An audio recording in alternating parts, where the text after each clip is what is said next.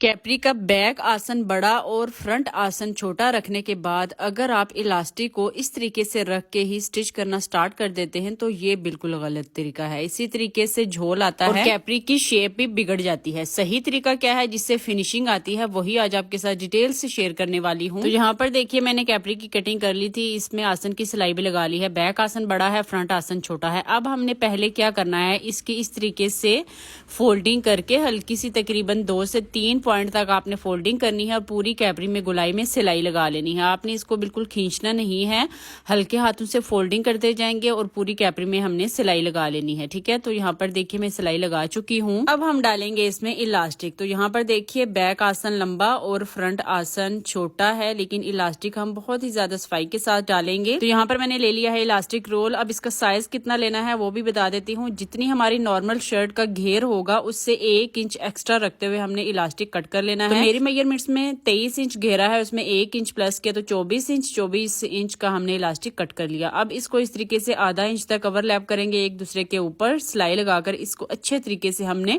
Fix कर लेना है। ठीक है, तो अच्छे तरीके से हमने इलास्टिक में सिलाई लगा ली है। अब ले लेंगे अपनी कैपरी की आसन वाली साइड ले लेंगे, वहां पे हम इलास्टिक को इस तरीके से सेट करेंगे। अब ये जो सिलाई का पॉइंट है और नीचे वाला जो सिलाई का पॉइंट है, उन दोनों को आपस में मिला के अच्छे तरीके से आपने सिलाई स्टार्ट करनी है। ठीक है, जितनी आप अच्छे से इन सिलाइयों को मिलाएंगे उतनी ही सफाई के साथ हमारा जो इलास्टिक है वो स्टिच होगा, झोल वगैरह नहीं आएगा, कपड़े में कोई सिलवट नहीं आएगी। ठीक है, सिलाइयां आपने सारी मिलानी है और फिर आपने सिलाई स्टार्ट करनी है। ध्यान रखिएगा कि इलास्टिक के ऊपर सिलाई नहीं आनी चाहिए, साइड पे ही आनी चाहिए। अब आ गई है दूसरी सिलाई, ये साइड वाली सिलाई है जिसमें कन्नी है। कन्नी को इस तरीके से आपस में खोल लेंगे, ऊपर वाली साइड से और नीचे वाली साइड से मिलाएंगे। पीछे जो झोल होगा ना हल्का सा, उसमें आपने प्लीट बना देनी है, लेकिन यहाँ से आपने बिल्कुल सिलाई बराबर रखनी है। ठीक है, यही ट्रिक है जिससे आपका इलास्टिक अच्छे से कैपरी में स्टिच होगा और कोई झोल वगैरह या सिलवट वगैरह नहीं आएगी। जहाँ पर इलास्टिक कम पड़ जाएगा वहां से हमने खींच के बाहर निकालना है और दोबारा से सिलाई को कंटिन्यू करना है। इसी तरीके से हमने पूरी कैपरी में सिलाई लगाकर इलास्टिक को स्टिच कर लेना है। सारी सिलाइयां आपने आपस में लाजमी मिलानी है और फिर आहिस्ता आहिस्ता आपने इलास्टिक को स्टिच करना है पूरी कैपरी में। ठीक है, इससे बिल्कुल भी झोल नहीं आएगा। तो आ गया है हमारा वही पॉइंट जहाँ से हमने इलास्टिक डालना स्टार्ट किया था। सिलाई को डबल ट्रिपल करके बाहर निकाल लेंगे। सिलाई लगाने के बाद अब साइड वाली दोनों सिलाइयों को पकड़ेंगे, इलास्टिक को अच्छे तरीके से खींचेंगे ताकि सलवट जो इसमें बनी है वो